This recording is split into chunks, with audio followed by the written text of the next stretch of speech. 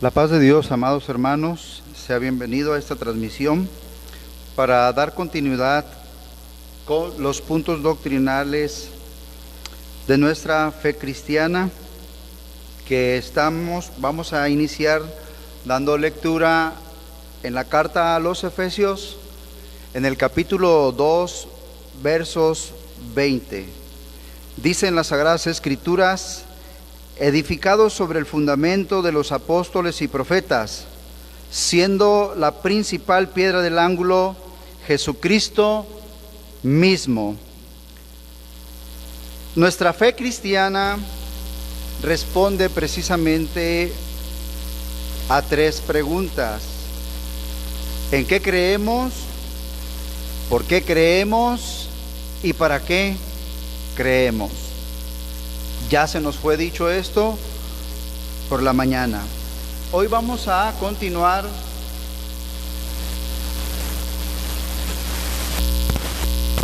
con el punto doctrinal número 3 y el número 4, que son la salvación y la santificación. Y solo para dar la introducción en la cuestión de la verdad bíblica, Dios quiere que todos los hombres sean salvos y vengan, dice, al conocimiento de su verdad. Es decir, sin este conocimiento ellos no podrían pasar a tomar una decisión y así recibir a Jesucristo como Señor y Salvador de sus almas. Por lo tanto, hermanos, esta verdad bíblica aplicada en nuestras vidas ya es precisamente conocer, creer y practicar las enseñanzas emanadas precisamente de las Sagradas Escrituras, de aquella verdad que está en Dios.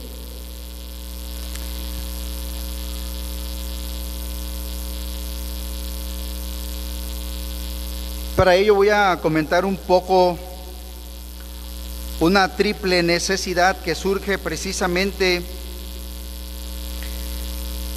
en relación con la doctrina. Algunos resaltamos un aspecto más que otros nos consideramos que es más importante practicar, otros resaltan que es más importante creerla y otros que es más importante practicarla. Realmente los tres aspectos son de igual importancia. En primer lugar, porque nosotros no podemos creer algo que no conocemos.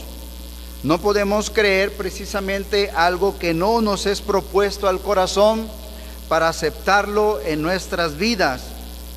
Y tampoco podemos practicar algo que no estamos convencidos que realmente es importante creerlo y a la vez practicarlo. Ejemplo, si alguna persona no cree en la existencia de Dios, evidentemente no teniendo esta convicción en su corazón, esta persona precisamente no adorará a Dios, no llegará a la práctica de la adoración a Dios. Por lo tanto el conocimiento como la creencia y la práctica de la doctrina son aspectos importantes en la vida del creyente.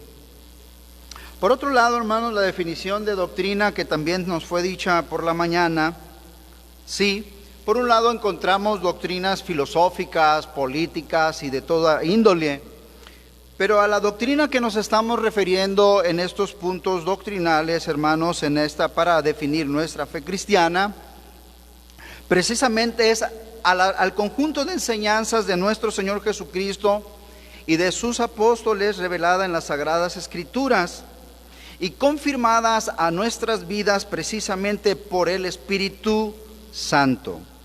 De ahí que el creyente deba tener muy en claro, sí, que debe tener cuidado de sí mismo, pero también de la doctrina, porque la doctrina es lo que le va a permitir precisamente el cuidado de su vida. Ignorando la doctrina, es probable que su vida tampoco sea cuidada con corrección.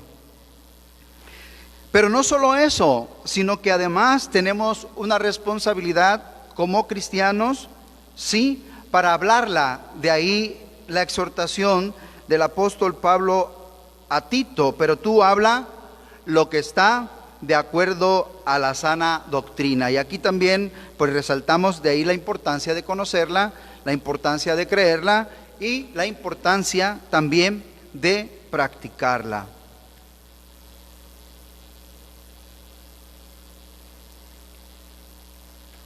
Directamente yendo al punto doctrinal número 3, Cristo Jesús es el único Salvador de las almas. Esa es nuestra confesión de fe.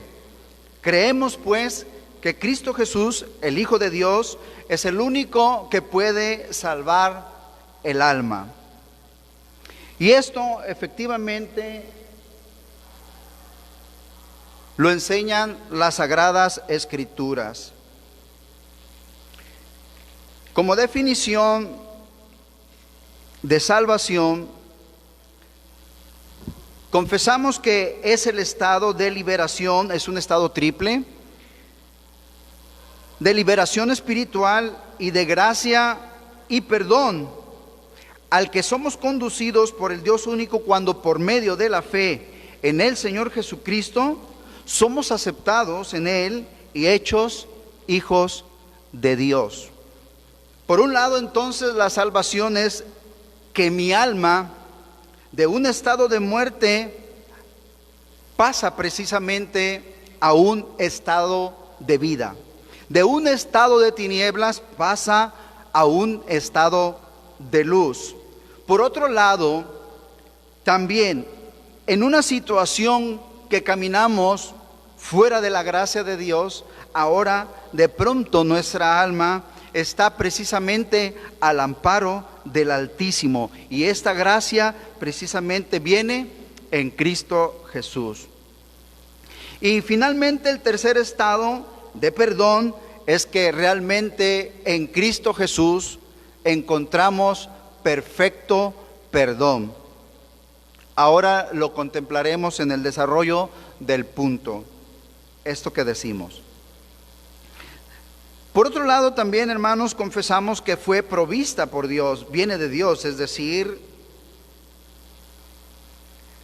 no es por medio de un hombre, hermanos, sino que la salvación es de Dios, como la Escritura lo establece claramente. Desde la antigüedad el Señor reveló y dijo: yo Jehová, y fuera de mí no hay quien salve.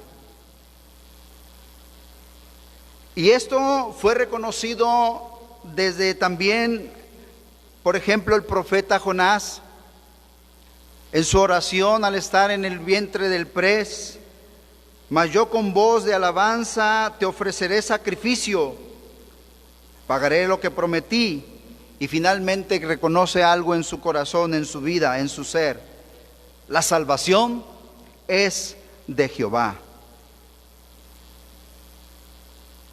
De ahí entonces que reconocemos que la salvación no es mediación de ninguna iglesia o religión, de ninguna perspectiva filosófica o de pensamientos humanos, sino que fue provista directamente por Dios, porque Él veía que había una necesidad en el ser humano. Y esta es la razón por la cual el hombre precisamente requiere esa salvación, porque Dios ha entendido que los hombres pecaron y se alejaron de su gracia. Y esto lo describe, hermanos, el libro del Génesis, cuando Dios les manda en el capítulo 2, versículo 16: mandó Jehová Dios al hombre diciendo: de todo árbol del huerto podrás comer, mas del árbol de la ciencia del bien y del mal no comerás, porque el día que de él comieres ciertamente morirás. Pero la mujer vio que el árbol era bueno para comer, y que era agradable a los ojos, y árbol codiciable para alcanzar la sabiduría. Y tomó de su fruto y comió, y dijo también a su marido, el cual comió así como ella. Entonces ocurrió algo: fueron abiertos los ojos de ambos y conocieron que estaban desnudos. Entonces cosieron hojas de higuera y se hicieron delantales. Y dijo Jehová Dios: he aquí el hombre es como uno de nosotros, sabiendo el bien y el mal. Ahora pues, que no alargue su mano y tome también del árbol de la vida, y coma y viva para siempre. Y lo sacó Jehová del huerto del Edén, para que labrase la tierra de que fue tomado. Echó pues fuera al hombre, y puso al oriente del huerto del Edén querubines, y una espada encendida se revolvía por todos lados para guardar el camino del árbol de la vida. Rota la comunión con Dios, viene a ser una necesidad el volver a esa comunión con Dios. Empieza precisamente esa necesidad y ese plan que ya en el Señor estaba para volver al hombre a su comunión. Como lo dice el profeta Ezequiel: mas el justo, si se apartare de su justicia y cometiere maldad e hiciere conforme a todas las abominaciones que el impío hizo, ¿vivirá él? Ninguna de las justicias que hizo le serán tenidas en cuenta por su rebelión con que prevaricó, y por el pecado que cometió, por ello morirá. Esta necesidad, precisamente, que inició a causa precisamente de la ruptura de la comunión con Dios, esa desobediencia del mandato dado en el huerto del Edén, es lo que urge al alma de la salvación del hombre, porque está perdido, porque el pecado le agobia, porque su ser está apartado de Dios. Pero es una necesidad la salvación para su vida, porque tampoco se puede comprar para sí ese privilegio. Como lo dice el salmista: los que confían en sus bienes y de la muchedumbre de sus riquezas se jactan, ninguno de ellos podrá en manera alguna redimir al hermano, ni dar a Dios su rescate, porque la redención de su vida es de gran precio y no se logrará jamás. Y como lo dice el evangelista, revelando las palabras del Señor Jesucristo: porque ¿qué aprovechará al hombre si ganare todo el mundo y perdiere su alma? ¿O qué recompensa dará el hombre por su alma? No puede dar nada ante Dios por aquella desobediencia. De ahí que necesitamos un Salvador, alguien que supla precisamente y que favorezca esta condición perdida a causa de la desobediencia. Y la verdad más consoladora ahora es que hay un Salvador, es decir, Cristo Jesús, el Hijo de Dios, enviado al mundo por el Padre Celestial de acuerdo a la promesa que había sido dada al hombre caído. Esta promesa inició precisamente en el huerto del Edén. Y mandó Jehová Dios al hombre diciendo: de todo árbol del huerto podrás comer. Lo habíamos leído, sí, pero de ese árbol no comerás. Pero en Génesis 3:15 el panorama, hermanos, se va cambiando. Y pondré enemistad entre ti y la mujer, y entre tu simiente y la simiente suya. Esta te herirá en la cabeza, y tú le herirás en el calcañar. Ahí está una promesa precisamente para darle ahora un camino de bendición, de retorno a ese hombre que había cometido el pecado y que le había llevado no solo a desobedecer a Dios, sino que fuera echado de el huerto del Edén. Posteriormente, hermanos, esta palabra de Dios testifica, hermanos, que precisamente los ángeles dijeron y anunciaron. En Mateo, Santo Evangelio según San Mateo, y dará a luz un hijo, y llamarás a su nombre Jesús, porque él salvará a su pueblo de sus pecados. Y posteriormente también dice los ángeles que anunciaron a los pastores que os ha nacido hoy en la ciudad de David un Salvador, que es Cristo el Señor. Entonces las Escrituras ya van revelando aquella simiente prometida, es decir, a Jesús, el Hijo de Dios. Él es el Salvador de todos los hombres. Cristo mismo, hermanos, Santo Evangelio según San Lucas, capítulo 19, verso 10, lo revela así: porque el Hijo del Hombre vino a buscar y a salvar lo que se había perdido. Estábamos perdidos, pero este era el propósito de la venida de nuestro Señor Jesucristo a esta tierra, a buscar y a salvar lo que se había perdido. Y Él, como buen Salvador, efectivamente lo llevó a cabo. De ahí también el apóstol Pablo que diga, palabra fiel y digna de ser recibida por todos, que Cristo Jesús vino al mundo para salvar a los pecadores, de los cuales dice él, yo soy el primero. También el apóstol Juan: y nosotros hemos visto y testificamos que el Padre ha enviado al Hijo, el Salvador del mundo.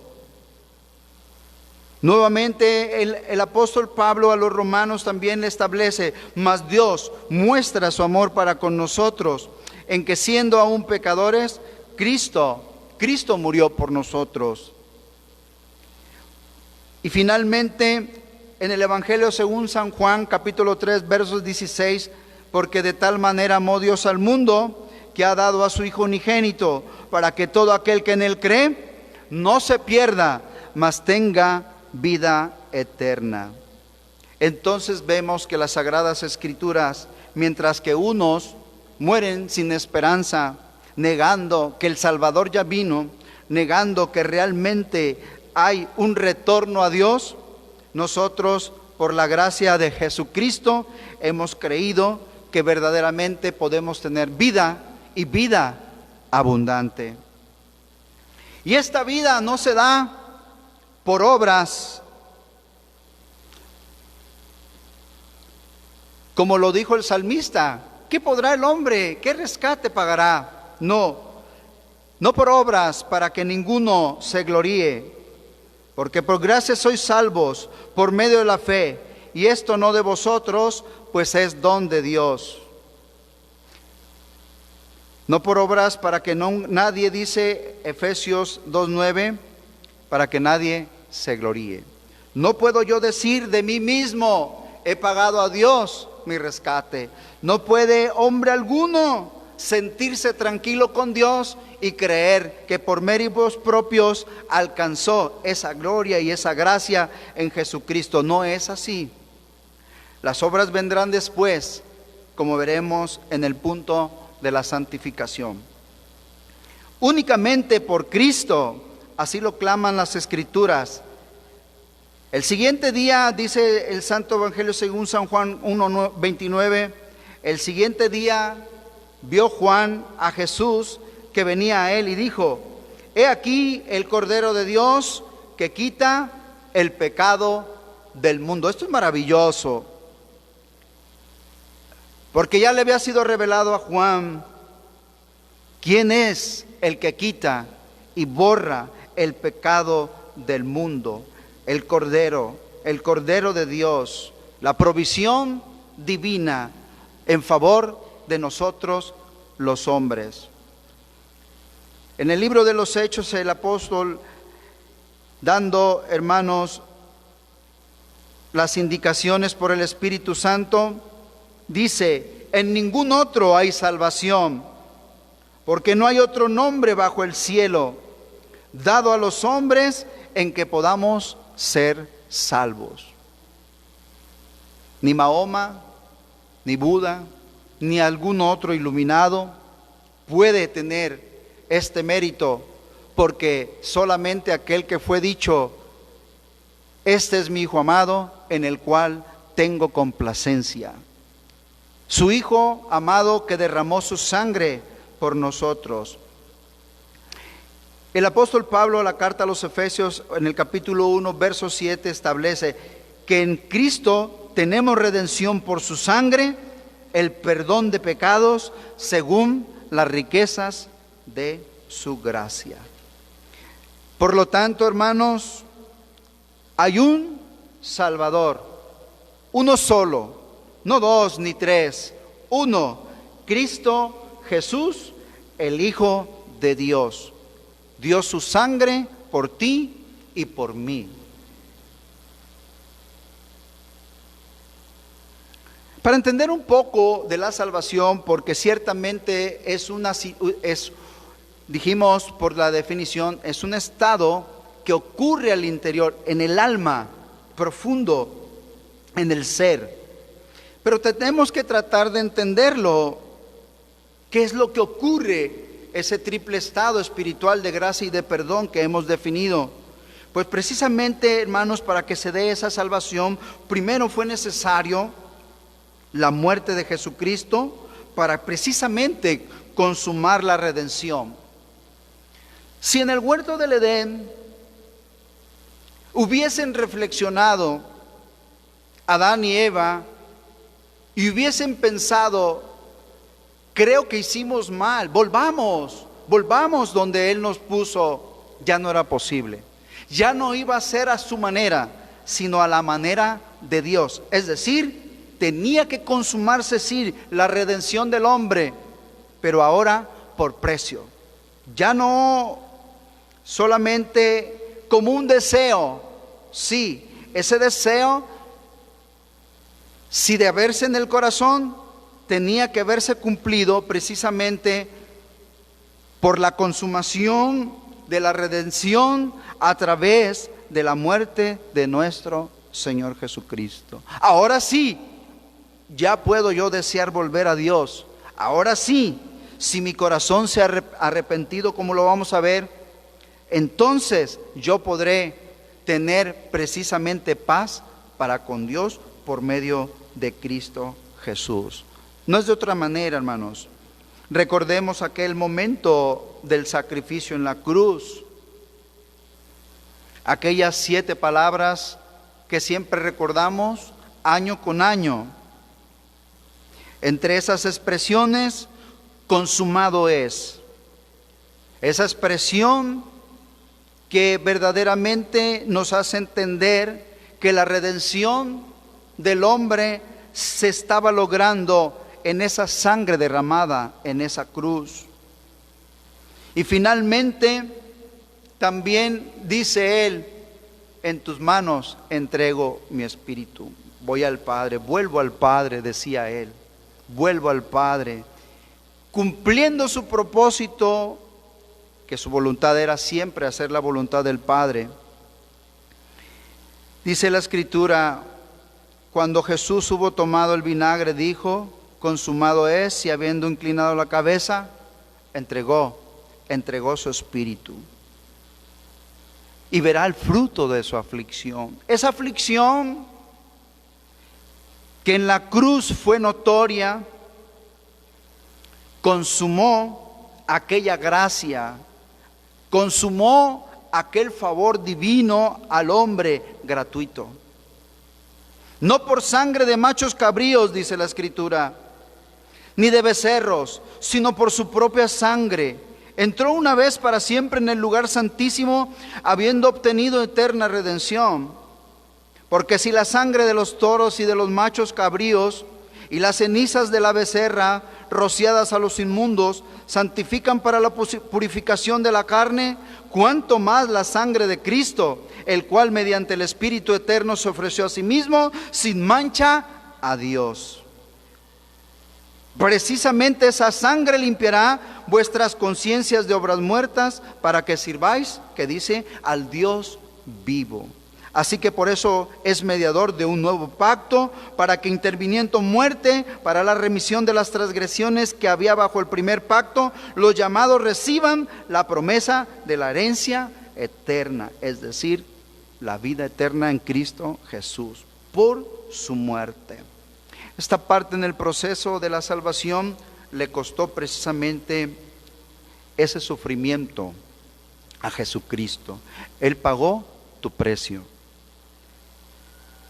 Por otro lado, hermanos, esta muerte, aunque cruenta, tenía que tener el sello y la victoria de Dios, porque no iba a quedar ahí vencido, sino que también la resurrección de Jesucristo precisamente da validez y poder salvador a su muerte.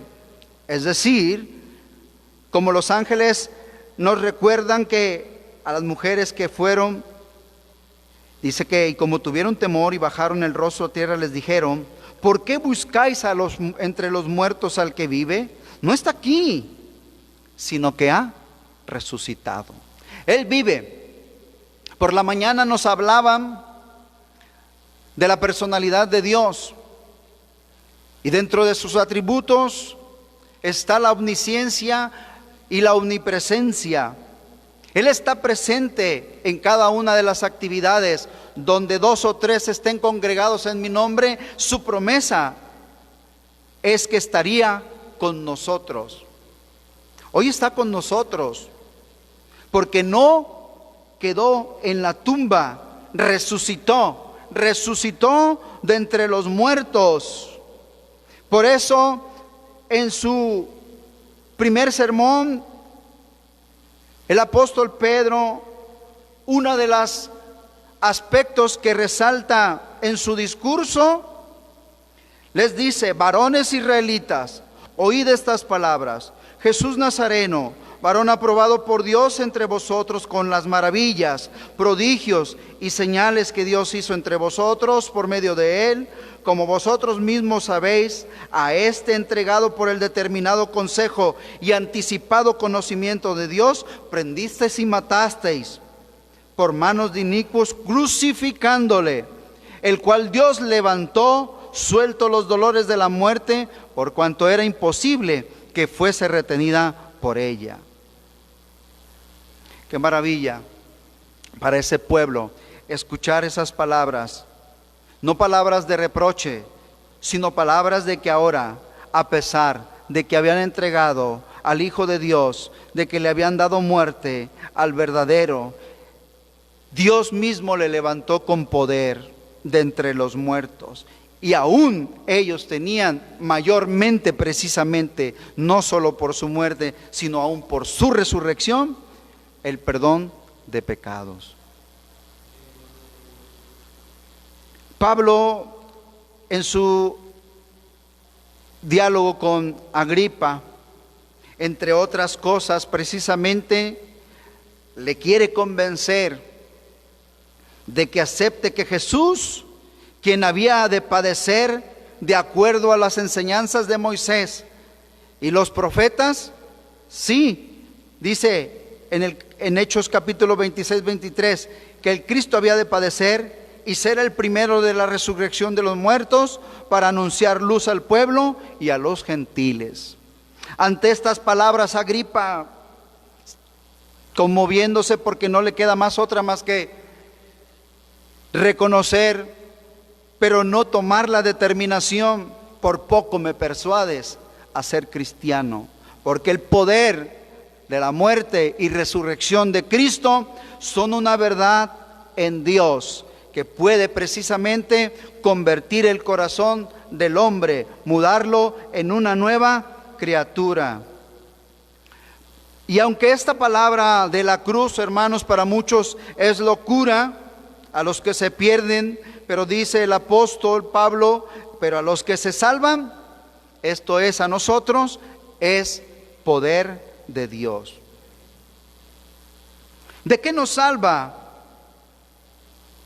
Pues precisamente nos salva del castigo, es decir, aquel castigo que merecemos por la desobediencia y como consecuencia de todas nuestras maldades, porque la Escritura establece que la paga del pecado es muerte, mas la dádiva de Dios es vida eterna en Cristo Jesús, Señor nuestro. Por otro lado, también de la servidumbre del pecado. Porque dice la Escritura: pero ¿qué fruto teníais de aquellas cosas de las cuales ahora os avergonzáis? Porque el fin de ellas era muerte. Mas ahora que habéis sido libertados del pecado y hechos siervos de Dios, tenéis por vuestro fruto la santificación y como fin la vida eterna. Precisamente de eso nos salva el Señor, de seguir cometiendo aquellas faltas que no solo le ofenden a Él, sino que también nos condenan.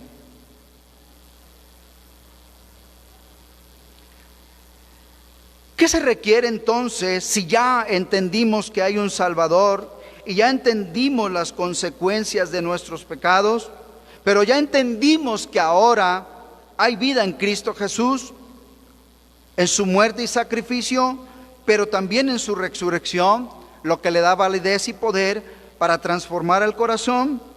Sencillo.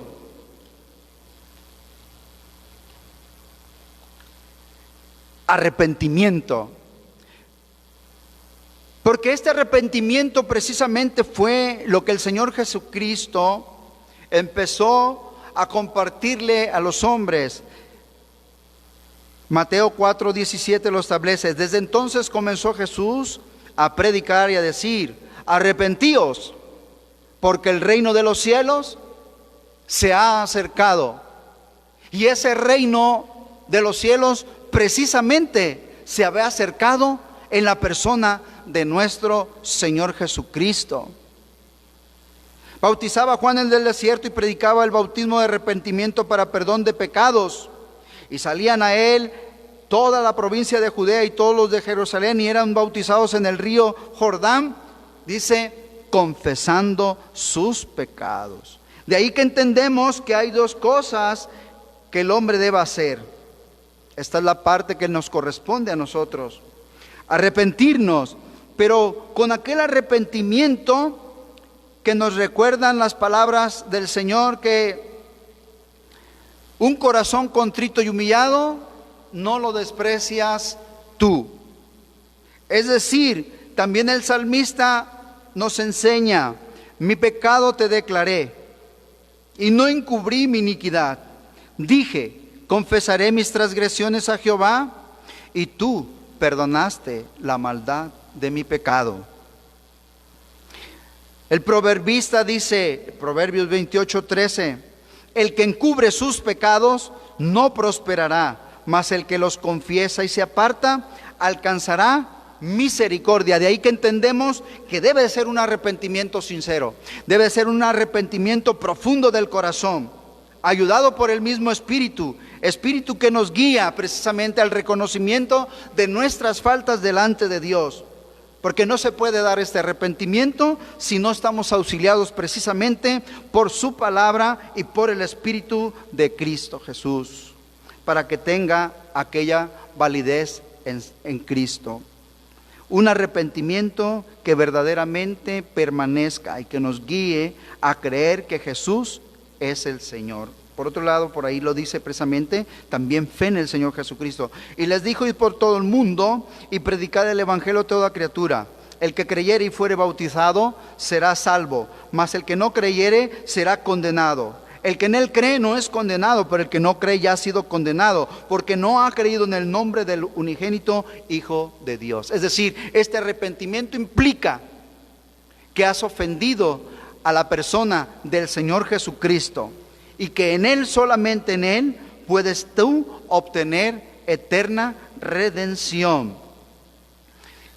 Pedro, cuando visita a Cornelio, al estar en su discurso y en su plática a todos los que estaban ahí rodeando, dice así: de este dan testimonio todos los profetas, que todos los que en Él creyeren recibirán perdón de pecados por su nombre. ¡Qué maravilla! Y el carcelero, cuando pregunta inquietante, después de la experiencia que tienen, ¿qué debo hacer ¿Qué debo hacer para ser salvo? La respuesta no fue otra más que la misma para el día de hoy. Cree en el Señor Jesucristo y serás salvo tú y tu casa. Esta es entonces la manera de actuar que hoy por hoy, tenemos que proceder. ¿Cuáles son estos resultados? ¿Qué pasa después de que nosotros aceptamos a Cristo? ¿Cómo es que entonces es notorio esta realidad que se está operando al interior del corazón? Primero se da la justificación. Aquella justificación en Cristo precisamente. Y por otro lado, hermanos, esta justificación tiene dos elementos o dos aspectos. La absolución, es decir, aquel perdón de pecados, sí, en Cristo, e imputar o atribuir justicia.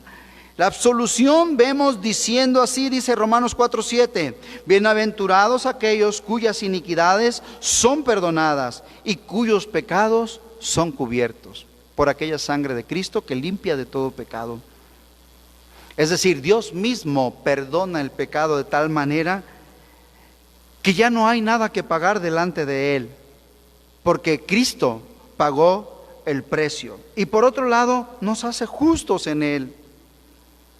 Al que no conoció pecado, por nosotros lo hizo pecado, para que nosotros fuésemos hechos justicia de Dios en Él. Por otro lado, no solo viene la justificación, que realmente hay perdón de pecado a mi corazón, y esto efectivamente debe traer una paz profunda, además de gratitud y otras cuestiones a nuestro ser. Pero de parte de Dios viene el perdón y viene precisamente el hacerte justo delante de Él. Porque en Cristo fue cargado nuestra injusticia, pero el justo dice, por los injustos, para llevarnos a Dios. Por otro lado, para que sea notorio que efectivamente esa salvación que se da al interior, pero es expresada también al exterior, entendemos que ocurre algo llamado nuevo nacimiento, que es concedido precisamente por el Espíritu Santo mediante la instrumentalidad de la palabra de Dios. De cierto te digo, que el que no naciere de nuevo no puede ver el reino de Dios. Ese nuevo nacimiento que está establecido por nuestro Señor Jesucristo y que se le fue revelado a Nicodemo, entonces entendemos que lo que es, continúa el Señor, lo que es nacido de la carne, carne es, y lo que es nacido del Espíritu, Espíritu es. Estamos siendo santificados precisamente por la palabra. Él de su voluntad, dice, nos hizo nacer por la palabra, Santiago 1:18, por la palabra de verdad, para que seamos, dice, primicias de sus criaturas. Ese nuevo nacimiento debe de entenderse entonces como aquella comunicación e implantación de la vida de Dios en la naturaleza humana que resulta en una transformación completa del carácter y la vida. Realmente debe de ser notorio que esa obra, como lo dice en 2 Corintios 5:17, de modo que si alguno está en Cristo, nueva criatura es. Las cosas viejas pasaron, he aquí, todas son hechas nuevas.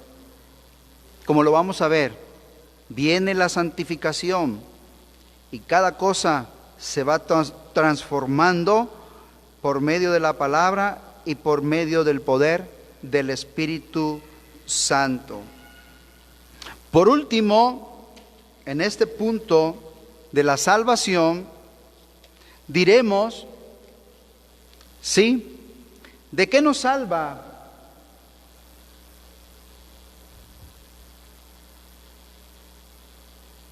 Ya hemos visto que del pecado, de las consecuencias del pecado, y que nos redirecciona el corazón para entender aquello que ofende a su nombre, y precisamente poder vencer aquel pecado y luchar contra él todos los días de nuestra vida. Después de que el hombre ha sido salvo, debe hacer buenas obras para cumplir la voluntad de Dios y testificar la realidad, su realidad de la salvación. Es decir, todo aquel que realmente ha sido salvo necesariamente debe proyectar el fruto en su corazón. Y uno de los frutos, precisamente aparte del fruto del Espíritu Santo, que norma el carácter, la vida y la relación con Dios, debe ser que habrá de hacer obras de justicia.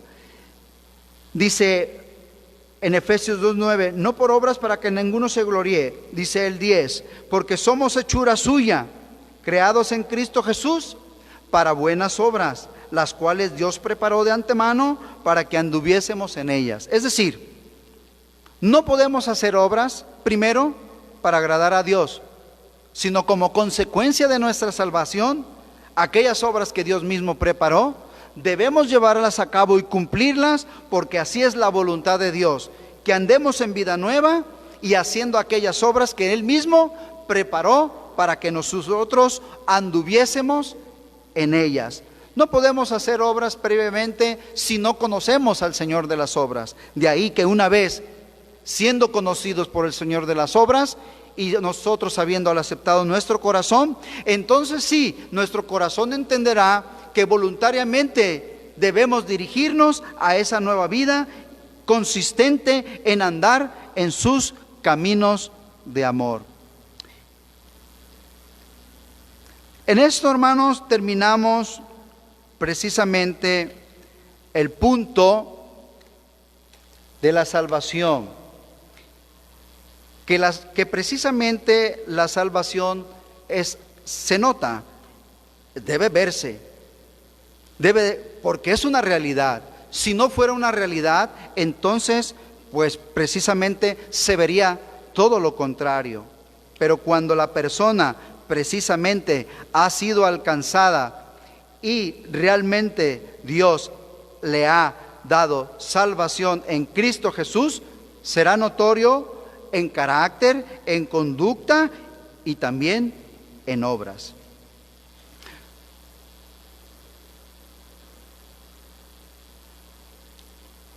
El punto 4 doctrinal dice así: creemos en la santificación del creyente como una parte integrante de la salvación. Es indispensable para ver a Dios y para vivir eternamente con Él. Hemos dicho que la vida se inicia en la aceptación de Jesús, el Hijo de Dios, como Señor y Salvador.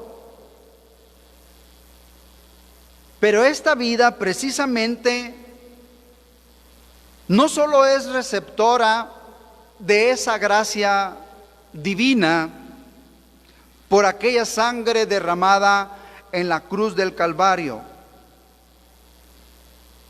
sino que ahora aquel que aceptó a Jesús como su Señor, precisamente debe de dar pasos nuevos de esa nueva vida en Cristo. Y el andar del cristiano precisamente es hacia su santificación, hacia su moverse a las cosas que agradan a Dios.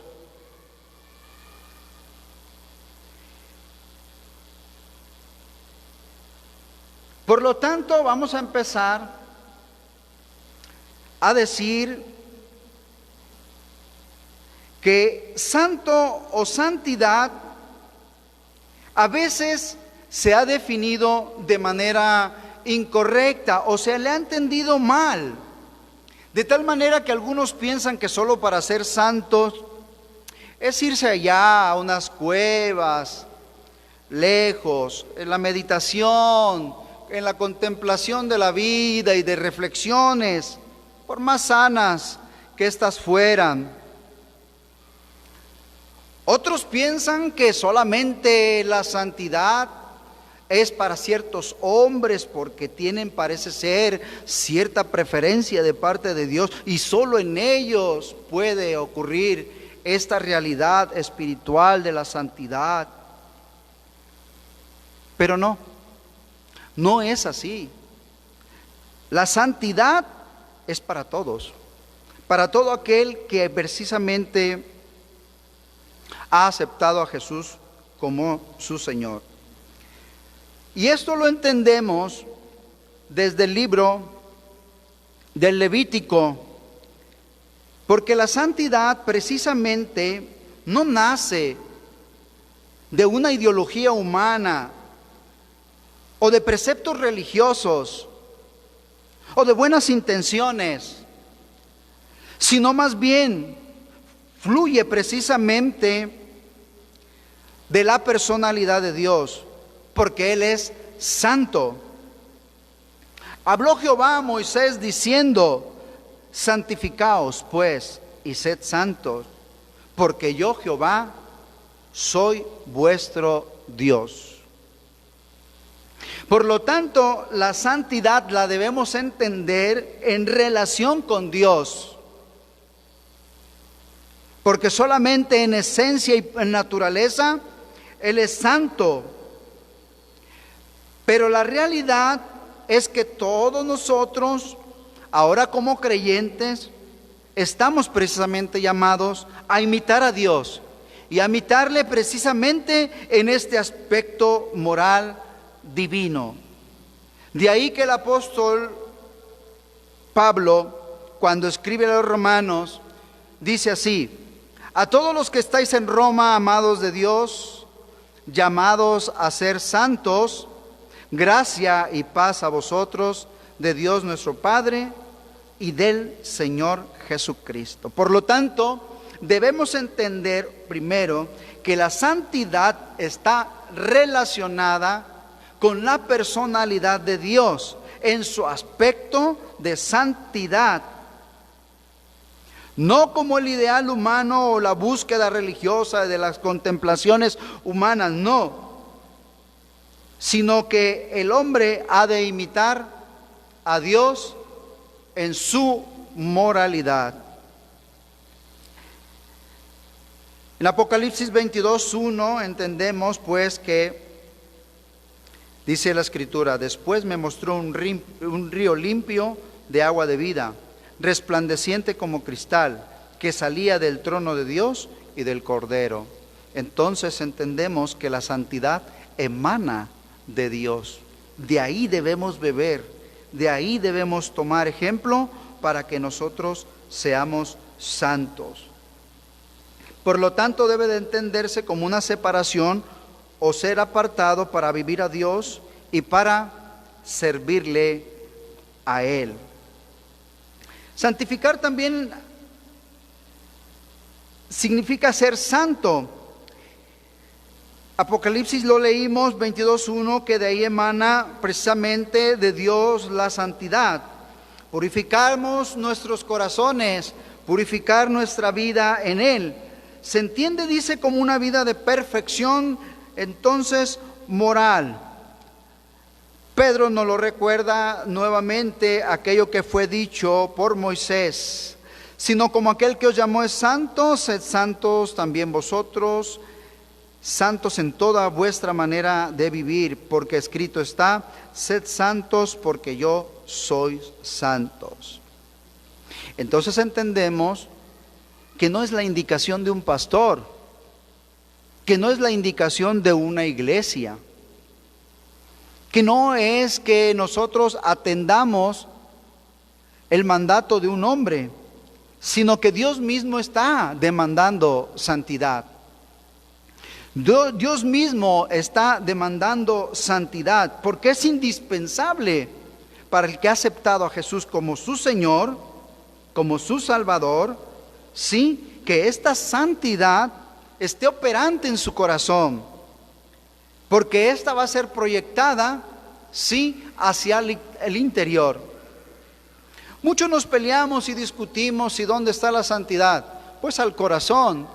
Evidentemente será reflejada al exterior, porque por fuera no puede empezar, tiene que empezar por dentro de mi corazón. Hebreos 12:14, seguid la paz con todos y la santidad, sin la cual, dice la Escritura, nadie verá al Señor.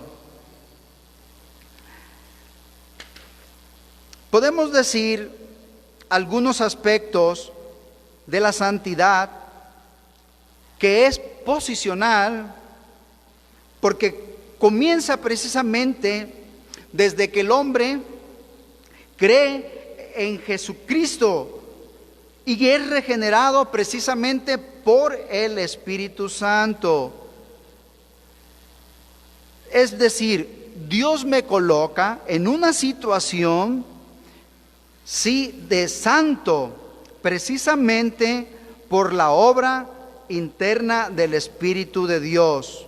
Dice a la Escritura, pero nosotros debemos dar siempre gracias a Dios respecto a vosotros, hermanos amados por el Señor, de que Dios os haya escogido desde el principio para salvación mediante la santificación por el Espíritu y la fe en la verdad. Y dice el apóstol Pedro, elegidos según la presencia de Dios, Padre, en santificación del Espíritu, para obedecer y ser rociados con la sangre de Jesucristo. Gracia y paz os sean multiplicadas. En él también vosotros, habiendo oído la palabra de verdad, el evangelio de vuestra salvación, y habiendo creído en él, fuisteis sellados con el Espíritu Santo de la promesa. Y finalmente, dice el apóstol Pablo a los Corintios, a la iglesia de Dios que está en Cristo, a los santificados en Cristo Jesús, llamados a ser santos con todos los que en cualquier lugar invocan el nombre de nuestro Señor Jesucristo, Señor de ellos y nuestro.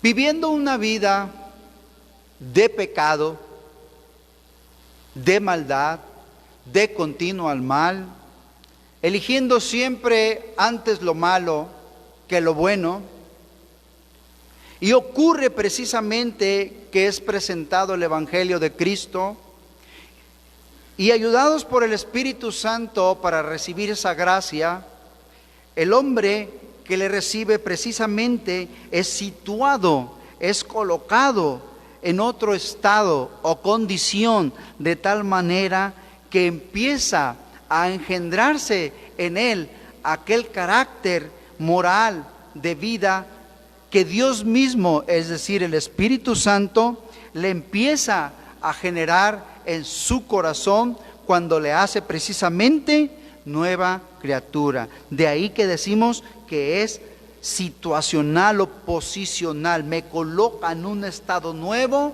de vida y me empiezo a perfilar a esa nueva vida en Cristo Jesús.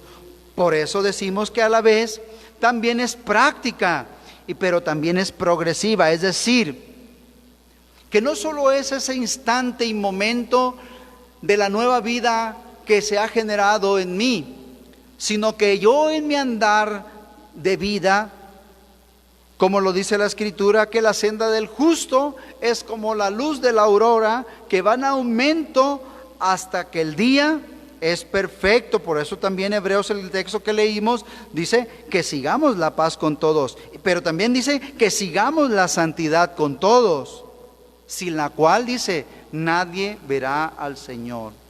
Pues la voluntad de Dios es vuestra santificación, y dice ahí, que os apartéis de fornicación. Y 2 Corintios 7:1 dice, así que amados, puesto que tenemos tales promesas, limpiémonos de toda contaminación de carne y de espíritu, perfeccionando la santidad en el temor de Dios. Es decir, ahora mi mente entiende dos cosas: que la santidad por un lado es apartarme del mal y por otro lado es practicar el bien. Y esta es la lucha continua del diario vivir del creyente, porque ahora sí él entiende que tiene un enemigo, porque ahora sí él entiende en la nueva mente que Cristo le ha dado, que hay un mal que debe evitar, pero hay un bien que también debe procurar. Y en esto consiste la santidad progresiva. De ahí que entendemos que la santidad, pues, es para todos, no solo para ciertos hombres iluminados. No, la santidad es una búsqueda continua de el bien y un rechazo permanente del mal. Evidentemente, esta vida no fuera posible si no tuviéramos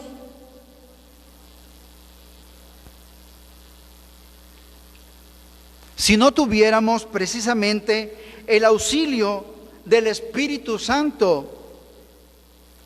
Como lo dice la Escritura, y por cuanto sois hijos, Dios ha enviado a nuestras vidas el Espíritu de su Hijo, para que precisamente el Espíritu Santo, como santificador, va a actuar en nuestras vidas, sí, conduciéndoles precisamente a esta vida de perfección en Cristo. De otra manera, no podría ser posible que nosotros, el anhelar el bien, el procurar el bien y el rechazar el mal, se dieran por sí solos. Aunque estuviera en nuestro anhelo, no pudiéramos sin precisamente la ayuda del Espíritu de Dios. Si no fuera así, pues si fuera por nuestros propios medios y fuerzas y anhelos, no lo hubiéramos necesitado. Pero entendiendo que precisamente el que convence al corazón de justicia, juicio y pecado es el Espíritu Santo de Dios. De ahí que necesitamos que Él también esté. Pero esto es hermoso, porque esto precisamente, como lo dice el apóstol, dice: y el mismo Dios de paz os santifique por completo, y todo vuestro ser, espíritu, alma y cuerpo, sea guardado irreprensible para la venida de nuestro Señor Jesucristo. Y lo hermoso que dice al final, el 24, 1 Tesalonicenses 5:24, fiel es el que os llama, el cual también lo hará. Es decir, ahora es posible, con la ayuda del Espíritu Santo, ¿sí?, y la mediación de la palabra, ir precisamente en esa senda en aumento de perfeccionamiento, de santificación. Es decir, porque precisamente nosotros hemos sido lavados, hemos sido santificados y hemos sido justificados en el nombre del Señor Jesús y por el Espíritu de nuestro Dios, es decir, el Espíritu Santo, por lo cual damos gracias a Dios que Él haya sido enviado a nuestros corazones y Él esté todos los días precisamente ayudándonos con este mal mundial, el pecado, y que también quiere volver o aquejar, como lo vemos en el siguiente punto, el viejo hombre. Ese viejo hombre, precisamente que no lo entendíamos así, pero ahora por el Espíritu de Dios, en nuestra mente sí se plantean dos modelos de hombres, el nuevo y el viejo. Esos modelos de vida no los pudiéramos haber entendido sino por el Espíritu de Dios, porque nuestra mente era reprobada, nuestra mente era de hijo de ira, nuestra mente era de continuo al mal, nuestra mente estaba muerta en delitos y pecados y no vislumbraba este modelo nuevo de vida en Cristo Jesús. En cuanto a la pasada manera de vivir, despojaos del viejo hombre que está viciado conforme a los deseos engañosos. Ahora sí, por la iluminación de la verdad, entiendo que hay un modelo de vida que está contrario a la voluntad de Dios. Dice Efesios 4:23, y renovaos en el espíritu de vuestra mente. No puedo renovarme si no tengo ese esquema, ese modelo de nueva vida en Cristo. Por eso decía que aunque tenga buenos anhelos, buenos deseos, si no tengo en mi mente ese modelo de vida, no voy a anhelar ir hacia Él. No voy a poder caminar hacia Él. Pero ahora dice, y vestíos del nuevo hombre, creado según Dios. Ahora sí entiendo, en justicia, en santidad y verdad. Y me dice más, ya el panorama del nuevo modelo de vida se me empieza a presentar. Quítense de vosotros toda amargura, enojo, ira, gritería y maledicencia y toda malicia. Esta es la nueva vida que el Señor me está invitando a que yo, el viejo hombre, sea quitado para que el nuevo esquema esté aflorando en mi ser. Es decir, todo lo contrario al enojo. Él sí me revela a aquel hombre que le desagrada a Él. Es decir, si yo me muevo en cierto carácter, en cierto criterio o en cierta conducta. Antes sed benignos unos con otros, misericordiosos, perdonándoos unos a otros, como Dios también os perdonó a vosotros en Cristo. Si ya yo he recibido una salvación tan grande y he meditado el costo que tuvo, eso hace impacto en mi mente para que yo también ahora entienda a otros. Es un nuevo modelo de vida que no entendíamos. Dejemos ese viejo hombre y vivamos el nuevo hombre que Dios mismo nos está presentando a través de su palabra. Por otro lado, hermanos, dice también,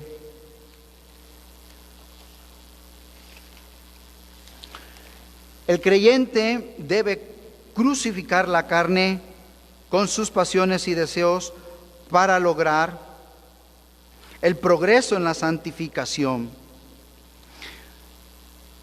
¿Qué pues diremos? Dicen las Sagradas Escrituras. ¿Perseveraremos en el pecado para que la gracia abunde? En ninguna manera, porque los que hemos muerto al pecado, ¿cómo viviremos aún en él? Sabiendo esto, que nuestro viejo hombre fue crucificado juntamente con él, para que el cuerpo del pecado sea destruido, a fin de que no sirvamos más al pecado. Pero los que son de Cristo han crucificado la carne con sus pasiones y deseos. Y si vivimos por el Espíritu, andemos también por el Espíritu. No nos hagamos vanagloriosos, irritándonos unos a otros y envidiándonos unos a otros. Tal como el Señor quiere, esas pasiones que están en el hombre, hay pasiones buenas y hay deseos buenos, pero aquellas pasiones y aquellos deseos que llevan a confrontarnos en medio del cuerpo de Cristo, dice no, que mueran. Que no andemos en ello, que los crucifiquemos, que le demos muerte, porque esas cosas precisamente son del viejo hombre. Paralelamente, hermanos, a esta vida de santificación, tenemos el fruto del Espíritu, es precisamente paralelo, mas el fruto del Espíritu es, como lo sabemos, amor, gozo, paz, paciencia, benignidad, bondad, fe, mansedumbre, templanza. Contra tales cosas, dice la Escritura, no hay ley. Y no hay ley porque no hay ley mayor que la de Dios. Y siendo el Espíritu Santo de Dios quien está produciendo este fruto, significa que todos en conjunto, cuando estén aflorando, aún están cumpliendo precisamente la ley de Dios. Por lo tanto, si cumplen o satisfacen esa ley divina, entonces ya no hay más ley que le condene, porque está precisamente santificándose en el Señor.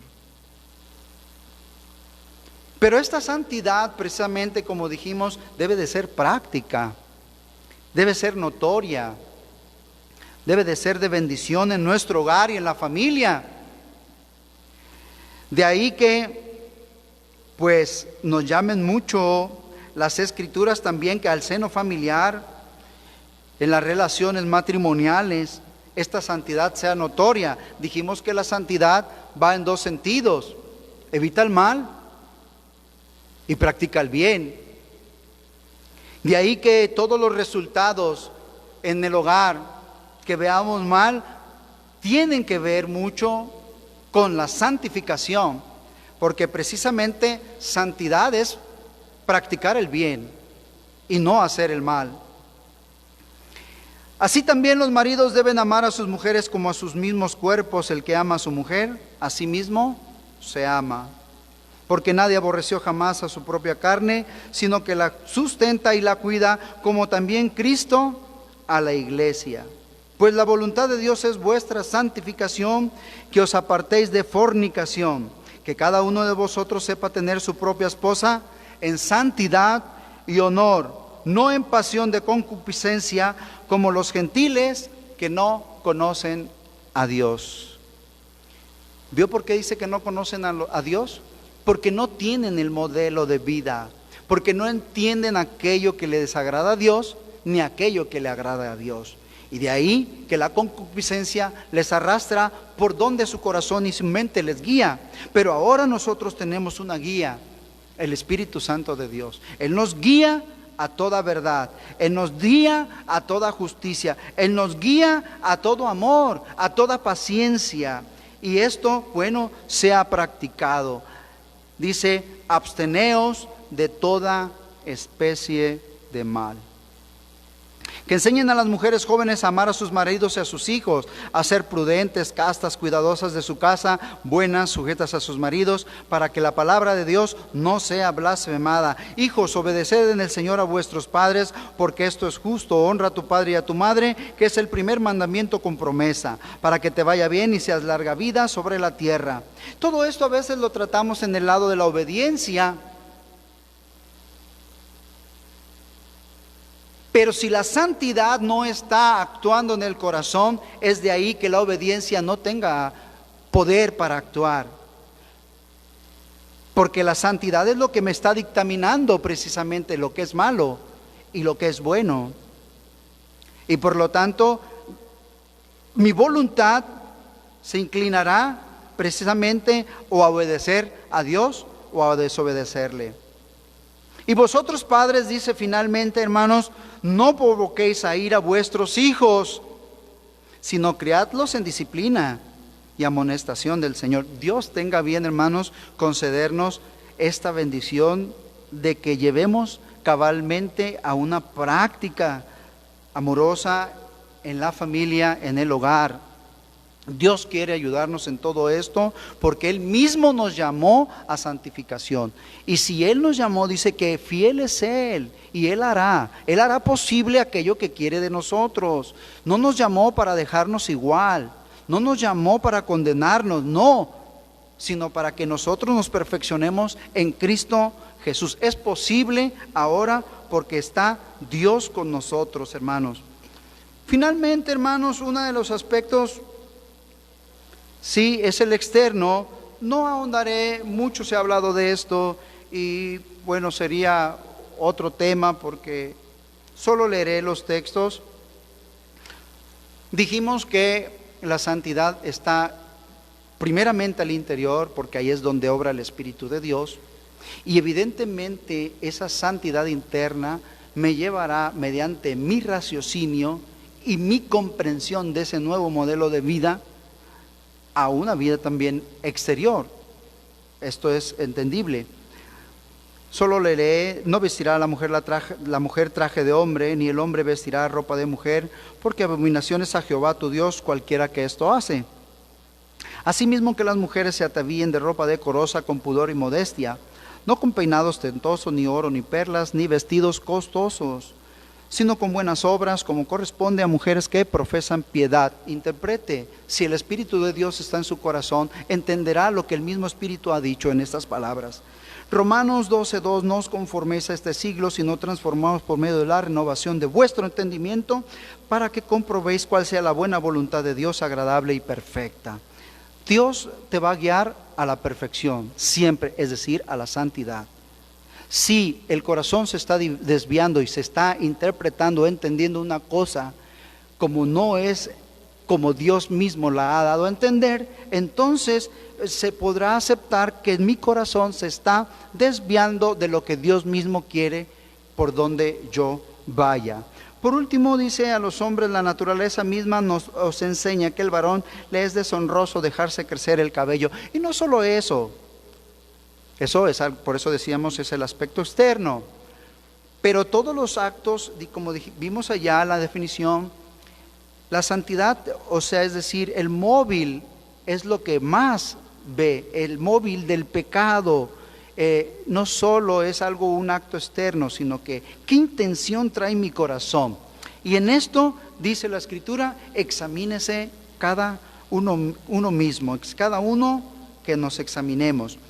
Evidentemente, al autoexaminarse, si lo hacemos por nosotros mismos y no solicitando la guía al Señor, es probable que uno mismo se favorezca en sus resultados. Dios nos ayude para que mejor sea Dios mismo quien nos esté indicando, que nos revele la real falta que hay en nuestro corazón y nos ayude precisamente a redireccionar nuestras vidas. Por último, en cuanto a este aspecto, los medios de gracia, conocemos, sí, el creyente debe aprovechar los medios de gracia que Dios pone a su alcance para el progreso de la vida divina. Es decir, este progreso de Dios en mí no va a ser posible si yo no mismo pongo parte de mí, de mi entrega, de mi consagración. Muchos creemos a veces que solo se va a dar el fluir del Espíritu Santo. No, el Espíritu Santo no va a orar por ti, no va a interceder con gemidos indecibles si tú no das inicio a tu oración. Orar sin cesar para que la vida de Dios fluya en ti. El Espíritu hará, sí, cuando tú mismo te pongas en la línea que el mismo Señor quiere andar. No es como uno pudiera pensar que se dan las cosas así, naturales, sin que yo haga nada, sin que yo no diga nada. No, hay orar sin cesar, dice la Escritura. Orando en todo tiempo, con toda oración y súplica en el Espíritu, velando en ello con toda perseverancia y súplica por todos los santos. Cristo no va a interceder al Padre si tú no empiezas aquí tu oración. Él está a la diestra del Padre intercediendo, sí, pero aquello que nosotros también pongamos en oración. Os saluda Epafras, dice, el cual es uno de vosotros, siervo de Cristo, siempre rogando encarecidamente por vosotros en sus oraciones, para que estéis firmes, perfectos y completos en todo lo que Dios quiere. Y Dios quiere que oremos, precisamente. Otro medio de gracia es precisamente lo que hemos estado y resaltamos en estas temáticas. Nuestra fe cristiana, precisamente la doctrina de nuestro Señor Jesucristo. Leer diariamente la Biblia con devoción y deber obedecer lo que lee, cultivando así su vida. No puedo obedecer lo que no conozco y lo que no creo. Si yo rechazo algo, no lo voy a obedecer. De ahí que dijimos al principio, sí, que tanto conocer las Escrituras, sí, como creer en ellas, me ponen más en probabilidad de que yo haga, porque al final, si yo conozco y creo que efectivamente eso es bueno para mí, que el mandato es bueno pero no lo pongo por obra, bueno, pues ya es una responsabilidad personal. De ahí que el Señor Jesucristo, escudriñad las Escrituras, porque a vosotros os parece que en ellas tenéis la vida eterna, y son ellas las que dan testimonio de mí. Y finalmente, ciertamente, sed hacedores de la palabra, pero no podemos ser hacedores de la palabra si no la conozco ni la creo. De ahí que es importante conocer y creer, para que finalmente llevemos a cabo lo que dice Santiago. Pero sed hacedores de la palabra y no tan solamente oidores. Llegó primero la palabra por el oído, ¿sí? Engañándoos a vosotros mismos. Y el mismo Dios de paz os santifique por completo, y todo vuestro ser, espíritu, alma y cuerpo, sea guardado irreprensible para la venida de nuestro Señor Jesucristo. Dios nos ayude, hermanos, en este aspecto de la santidad tan necesaria en estos tiempos, porque, hermanos, en el mundo vemos que en virtud de que no hay Dios en su corazón, dice la Escritura que se corrompe el corazón. Cuando no hay un Dios que esté normándole su vida, el hombre se dirige por su camino. Lamentablemente, estos caminos son caminos finalmente de muerte. Quiero finalmente comentar sobre la salvación. Quiero ser breve por el tiempo.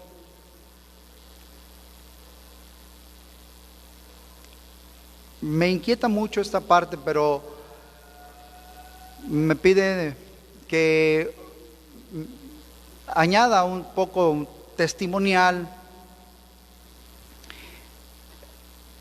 Siendo yo joven, año de 1983, tomé una decisión equivocada delante de Dios, y delante de mi padre y delante de la sociedad y de todos. Esa decisión pueril, en apariencia inocente, me llevó a una situación que se fue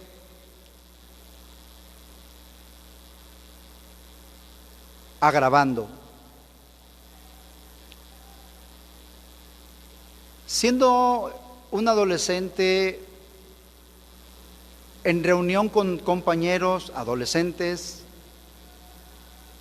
en manera de juego, hicimos algo que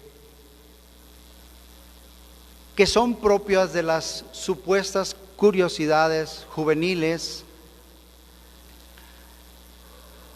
En concreto, fue que hicimos un cigarrillo de marihuana, y eso me llevó a una vida de adicción muy terrible, al grado que pues las cosas se agravaron y mi vida, siendo un joven, pues estaba destruido por las drogas. Pasaron los años, 1, 2, 3, 4, 5, 6 años. Si para decirlos duró algo, pues para vivirlos duró más. A tal grado que esas drogas hicieron pues lo que producen en el cuerpo y en la mente. Y me destruyeron y me llevaron a cometer pues actos que de los cuales uno pues no quisiera uno recordar, pero están ahí precisamente para entender de dónde Cristo Jesús nos ha rescatado. Y esto me hace entender precisamente lo que el apóstol Pablo dice a los Efesios: estábamos muertos en delitos y pecados. Pero no solo fue la droga, sino que yo no entendía lo que era la cuestión del mundo espiritual. Hace semana pasada, 2 semanas, se nos habló precisamente de Satanás y los ángeles pues malos. Yo no conocía este mundo espiritual ni sabía nada de él. Ignorante de esto, llegué a tener también ciertas prácticas de tipo, en concreto, la Ouija. Yo no las hacía, pero estaba con los que las practicaban porque era el ambiente donde nos movíamos, vicios y estas cuestiones.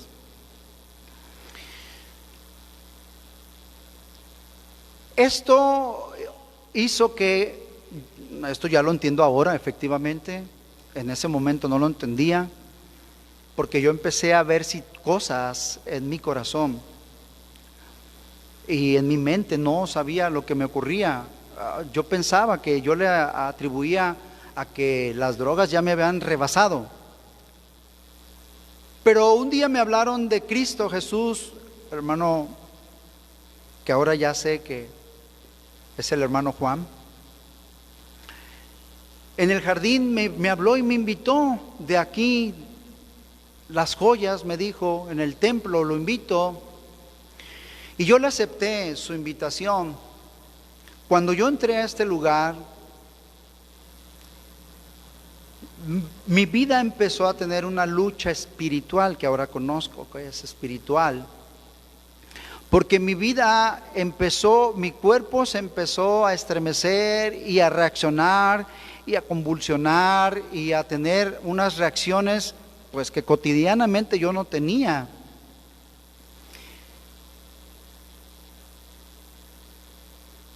Para decirlo por su nombre, ahora que lo comprendo, pues yo estaba poseso, endemoniado. Quizás para muchos esto no es digerible y lo entiendo, no está obligado que lo crea. Pero si lo cree, usted está creyendo en el poder de Dios, porque mi realidad fue esa. Mis hermanos lucharon ahí. Lucharon, es decir, hacían aquello que entendían por las Escrituras y que Jesucristo mismo dijo: en mi nombre echarán fuera demonios. No estaban haciendo otra cosa que no les fue dada hacer, sino cumpliendo a la voz de su Señor y atendiendo a una necesidad real que les trajo el hermano Juan. No, yo creo que él no sabía, no entendía a qué me había traído.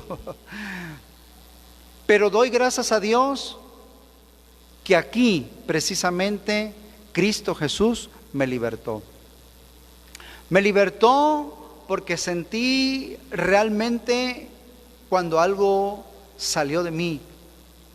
Y pude ver que mi alma y mi lucidez emocional y mental volvieron a una estabilidad. Y hasta el día de hoy, pues gracias a Dios, ya me ha permitido hacer cosas como normalmente las haría sin yo haber. Y todo eso fue por ese juego de estar participando ahí con esos compañeros que yo los veía y que no me alejé. Y que también pues ahí caí en ellos. Cristo es el gran libertador de las almas. Cristo Jesús, el Hijo de Dios, entregó en el madero su sangre preciosa por ti y por mí. Fue por ti que el Señor vino a nacer en Belén. Fue por ti y por mí. No solo para ser librados de los ataques de Satanás, no solo de la posesión y de la opresión que continuamente está aquejando al corazón y a la mente, sino para librarnos de todo pecado. Hermano en Cristo, tomemos confianza en este tiempo, que el que anduvo aquí en la tierra hace cerca de 2000 años o pasaditos, es el mismo que está con nosotros hoy y Él nos dará la victoria. Dios les bendiga. Vamos a dar gracias a Dios por su palabra. Padre, te doy gracias por tu verdad con que nos asistes. Esa enseñanza, Señor, que tiene valor en ti y que es vigente, que es permanente aún en este tercer siglo, que es ancla al corazón, que es consuelo a la vida. Ayúdanos, guíanos en este tiempo, Señor, de confusión. Danos tu victoria, danos tu perdón, danos tu consuelo Ese amor, Señor, que contemplamos en la faz de Jesucristo, tu Hijo, nos ayude para continuar y perseverar haciendo todo aquello que tú quieres que hagamos, Señor. Muchas gracias. En el nombre de Cristo Jesús te lo pedimos. Amén. La paz de Dios, hermanos. Dios les bendiga.